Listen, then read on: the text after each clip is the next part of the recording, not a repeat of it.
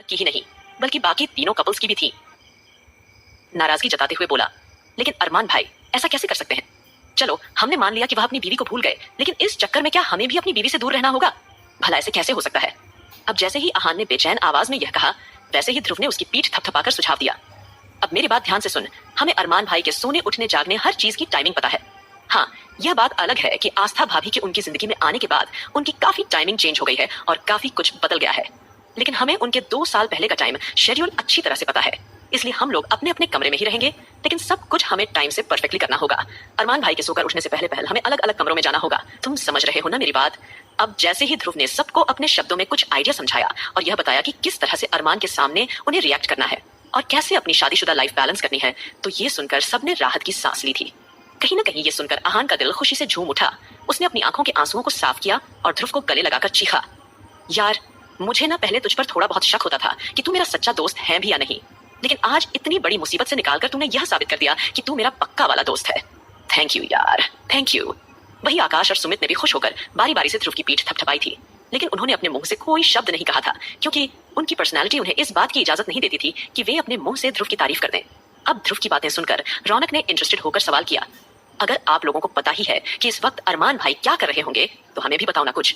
ये सुनकर ध्रुव तपाक से हंसते हुए बोला, एज यूजुअल इस वक्त अरमान भाई जिम रूम में होंगे और जिम कर रहे होंगे। ये सुनकर सब लड़कियां चौंक गईं और फट से बोली, लेकिन इतनी दोपहर को जिम कौन करता है? तब ध्रुव और आहान एक साथ गर्व से बोले, इस टाइम हमारे अरमान भाई जिम करते हैं। अब दोनों को एक साथ बोलते हुए देखकर सभी मुस्कुरा दिए थे, लेकिन ठीक उसी वक्त नानी माँ का फोन बजने लगा। अब नानी माँ का फोन बजते ही सबका ध्यान नानी माँ के फोन की तरफ आकर्षित हो गया था और सब लोगों की आंखें हैरत से फैल चुकी थी। साथ ही साथ उन्हें टेंशन भी होने लगी थी कि आखिरकार किसका फोन आ सकता है और कौन इस तरह से फोन कर सकता है। अब जैसे ही नानी माँ ने आस्था का वीडियो कॉल देखा तो वह एकदम से हैरान हो गई थी और सबकी ओर बेचैन नजरों से देखकर बोली, गोरी बिटिया का फोन है, अब हम गोरी बिटिया को क्या जवाब देंगे? तब रश्मि नानी माँ जल्दी से बोली, नानी माँ पहले तो आप शांत हो जाइए और अपना फोन उठाइए। अगर आप फोन नहीं उठाएंगी तो आस्था परेशान हो सकती है। और याद रखिएगा नानी माँ, हमें आस्था को कुछ नहीं बताना है, क्योंकि उसकी ट्रिप बिल्कुल भी खराब नहीं होनी चाहिए।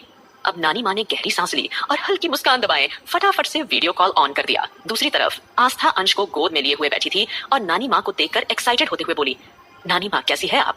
पता है हम आपको बहुत याद कर रहे हैं और हमारा अंश भी। आस्था की बात सुनकर नानी माँ ने हल्की स्माइल करते हुए जवाब दिया, बिटिया हम तो ठीक और हम सब भी तुम्हें बहुत याद करते हैं। तुम बताओ तुम्हें वहां कैसा लग रहा है? नानी माँ की बातों का जवाब देते हुए आस्था बोली, नानी माँ हमें यहाँ बहुत मजा आ रहा है। आपको पता है कल हम शॉपिंग करने के लिए संडे मार्केट भी जाने वाले हैं। अब यह सुनकर नानी माँ चौंक गई और हैरानी जताते हुए बोली, अरे बिटिया वहां पर भी संडे बाजार लगता है क्या, जैसे हमारे यहाँ सड़कों पर लगता है? उनकी बात सुनते ही आस्था अगले ही पल हंसते हुए बोली, अरे नहीं नहीं, वहां बाजार नहीं लगता नानी माँ, बल्कि वहां किसी खुले मैदान में बाजार लगता है। और आपको पता है मैं एंजेल भाभी के साथ वहां के बाजार में जाने वाली हूँ। तब आहान ध्रुव के कानों में धीमी आवाज में फुसफुसाया, देखो यह अविनाश भैया वैसे तो इतने अमीर हैं, फिर भी अब भाभी को इस तरह से संडे बाजार में शॉपिंग करने के लिए भेजना चाहते हैं? क्या वह अपने पैसे बचाना चाहते हैं? इतना सुनते ही ध्रुव ने उसे आंखें दिखाकर कुछ ना कहने का इशारा किया, लेकिन तभी रौनक एक्साइटेड होते हुए वीडियो कॉल पर आस्था को देखकर जल्दी से बोली, आस्था वहां पर किस तरह का बाजार लगता है और वहां से हमारे लिए भी शॉपिंग करना ठीक है? अब उन दोनों को आपस में बोलते हुए देखकर नानी माँ ने फोन रौनक को पकड़ा दिया। अब रौनक ने अपनी कितनी सारी चीजें, खासकर खाने पीने की चीजें, आस्था को बताना शुरू किया। उसकी बातें सुनकर आस्था हंसते हुए बोली, हाँ हाँ हम तुम्हारे लिए भी शॉपिंग करेंगे। शॉपिंग के नाम से राधिका और वंशिका के भी कान खड़े हो गए और वे भी अब फोन में झांकते हुए बोली, हमारे लिए भी ऑस्ट्रेलिया से कुछ ना कुछ खरीदना ठीक है। और हाँ राधिका को झुमके पहनने का बहुत शौक है, देखते हैं ऑस्ट्रेलिया के झुमके कैसे होंगे। अब तो सभी बारी बारी से अपनी अपनी शॉपिंग लिस्ट के बारे में आस्था को बताने लगती है। वही आस्था उनकी लिस्ट सुनकर मुस्कुराई जा रही थी और वो काफी खुश भी हो रही थी। वहीं ध्रुव, आहान, सुमित, साथ ही साथ आकाश मुंह खोले उन लड़कियों को हैरानी भरी नजरों देखने लगते हैं। रौनक, राधिका और वंशिका तीनों मिलकर आस्था को अपनी शॉपिंग लिस्ट गिनवाने लगी थी कि हमें वहां से यह चाहिए और वह चाहिए। अब ये सिचुएशन देखकर आहान तो खुद को रोक नहीं पाया और एकदम से छिड़कर बोला, देखा आप लोगों ने भाई, ये है यहाँ की भारतीय नारी। अभी थोड़ी देर पहले तो कैसे सेंटी हो रही थी, किस तरह से दुख जता रही थी, लेकिन जैसे ही शॉपिंग का नाम आया देखो किस तरह से इन्होंने अपनी गैंग बना लिया और आस्था भाभी को पूरी की पूरी शॉपिंग लिस्ट भी समझा दी। तभी रश्मि तुरंत ही उन तीनों को टोकते हुए फोन लेकर आस्था से बोली, आस्था अगर तुम इनसे बात करती रही तो पूरा का पूरा एक एरोप्लेन इनकी शॉपिंग से ही भर जाएगा। तुम्हारा जो दिल करे तुम वो अपनी पसंद से खरीद लेना, ठीक है? आस्था ने हाँ में सिर हिलाया, फिर एकदम बोली, अच्छा रश्मि दीदी अरमान जी कहाँ है? उम्मा ये मिस्टर खड़ूस सिंघानिया कहाँ है? ये मेरा फोन क्यों नहीं उठा रहे हैं? मैं कब से उनका फोन ट्राई कर रही हूँ।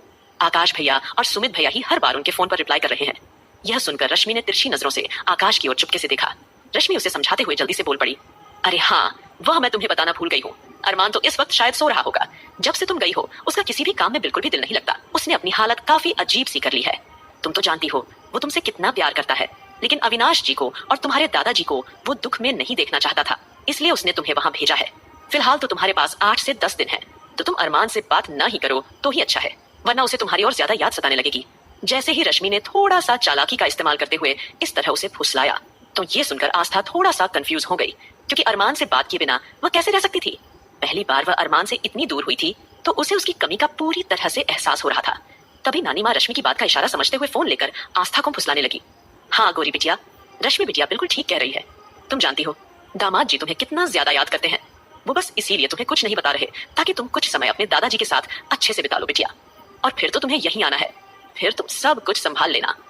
जैसे ही नानी माँ ने अरमान से बात करने से मना किया, वैसे ही आस्था का चेहरा एक पल के लिए ठहर गया। लेकिन आस्था को कहीं ना कहीं नानी माँ की बातें पूरी तरह से ठीक लग रही थी, और वह फिर से बोल पड़ी। हाँ हाँ नानी माँ, आप बिल्कुल ठीक कह रही हैं। वैसे भी जब से हम यहाँ आए हैं, अरमान जी ने 2 बार ही हमें कॉल किया है। वो काफी उदास लग रहे थे और उनकी आवाज में हमें मायूसी महसूस हो रही थी। आपने ये बिल्कुल ठीक कहा, इसलिए हम उन्हें ज्यादा फोन नहीं करेंगे और ना ही उन्हें परेशान करेंगे। अगर उन्हें हमारी ज्यादा याद आएगी तो वो फिर हमें लेने यहाँ आ जाएंगे। वैसे भी हम यहाँ पर दादाजी, अविनाश भैया और एंजेल भाभी के साथ काफी खुश हैं, और हम अब 15 दिन उनके साथ गुजार कर ही आएंगे। और हमारे यहाँ आने से दादाजी भी काफी खुश हैं। अविनाश भैया ने बताया कि उनकी सेहत में भी काफी सुधार हो रहा है। अब वैसे भी हमें आप सबके लिए भी तो ढेर सारी शॉपिंग करनी है, तो इसीलिए अब हम अरमान जी को ज्यादा परेशान नहीं करेंगे, वरना वो अगले ही दिन हमें लेने आ जाएंगे।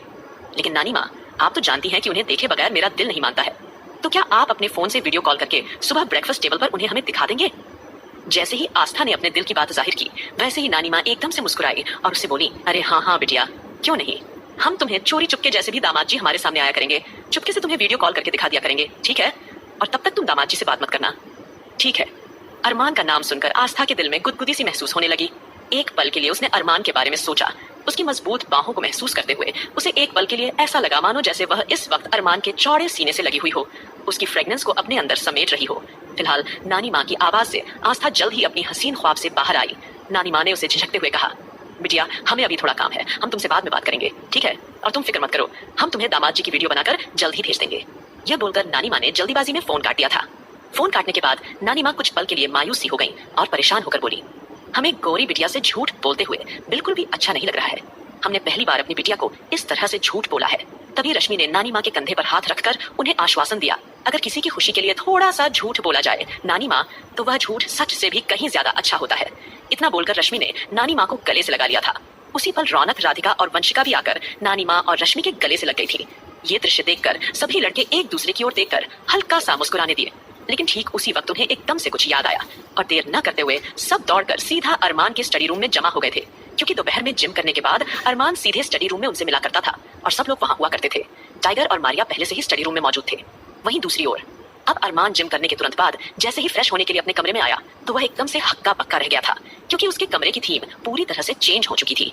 घर के सभी लोगों ने मिलकर आस्था की निशानियां वहां से हटा दी थी, लेकिन कमरे का कलर और टेक्सचर जो कि आस्था के अकॉर्डिंग था, इतनी जल्दी भला वो उसे कैसे चेंज कर सकते थे? इतना ही नहीं, जब अरमान ने बेटी ख्वाहिश की थी, तब उसने बेटी के चक्कर में पूरा रूम ही पिंक कलर से पेंट करवा दिया था। लेकिन बाद में आस्था ने उसे ठीक पहले जैसा नॉर्मल पेंट करवा दिया था। लेकिन अब अपने कमरे को यूं देखकर अरमान थोड़ा सा भौंचक्का सा रह गया। फिर उसने सोचा, शायद उसने अपनी याददाश्त जाने से पहले ये सब चेंजेस किए होंगे, और उसके सर पर वार होने की वजह से वह अपनी कुछ यादें भूल गया है, जैसे वह बूढ़ी औरत और उसके साथ उसके 3 बेटियों को भी भूल गया है। तो कहीं ना कहीं अरमान ने गहरी सांस ली। नहाने के बाद एक बार फिर उसने अपने दिमाग पर जोर डालने की कोशिश की, वह क्या याद करने की कोशिश कर रहा है, लेकिन वह चाह के भी कुछ याद नहीं कर पाया। फिलहाल ज्यादा ना सोचते हुए अरमान ने जल्दी ही शावर लिया और फटाफट से तैयार होकर स्टडी रूम में आ धमका। बोला, क्या रिपोर्ट है, जल्दी से बताओ। ये सुनकर अब सब एक दूसरे की ओर हैरानी से देखने लगे थे, क्योंकि 2 साल पहले उन्होंने लास्ट टाइम में जो काम सौंपा था वह तो उन्हें याद ही नहीं था। लेकिन इस वक्त अरमान सभी काम की डिटेल्स मांग रहा था। फिलहाल अब जल्दी ही सबने ध्रुव को इशारा किया कि वही अब कुछ बोले। तब ध्रुव तुरंत आगे आया और अरमान को देखकर फटाक से बोला, अरमान भाई। अब जैसे ही उसने एक बार फिर अरमान को अरमान भाई बोल दिया, अरमान उसे खा जाने वाली नजरों से घूरने लगा। जल्दी ही ध्रुव सीधा खड़ा हो गया और सिचुएशन को भांपते हुए उसने खुद को संभाला